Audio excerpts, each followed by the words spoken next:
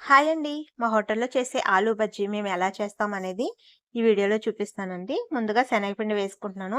శనగపిండి ఎప్పుడు కూడా మనం మంచి క్వాలిటీ శనగపిండి వేసుకొని, దాంట్లో రుచికి తగ్గ సాల్టు, ఒక స్పూను వరకు సోడా, ఇంకా 4 స్పూన్ల వరకు వాము వేసుకొని, దీన్ని వాటర్ వేసుకొని కొంచెం కొంచెంగా వాటర్ వేసుకొని చూసుకొని కలుపుకోవాలండి. లూజ్‌గా కాకుండా, టైట్‌గా కాకుండా కలుపుకోవాలి. తర్వాత ఈ ఆలుగడ్డలని శుభ్రంగా కడుక్కున్న తర్వాత ఆలు స్లైసర్ తోటి స్లైసెస్ కింద చేసుకోవాలండి. కలుపుకున్న శనగపిండిని ఒక 5 నిమిషాల పాటు పక్కన పెట్టుకొని, ఈ ఆలు స్లైసర్‌ని వీటిలో ముంచి ఇలా గిన్నెకి ఊర్చాలండి. గిన్నెకి ఊర్చి మనము ఆయిల్‌లో గనక వేసుకుంటే ఇవి తోకలు అలాంటివి లేకుండా మనకి సమానంగా వస్తాయండి.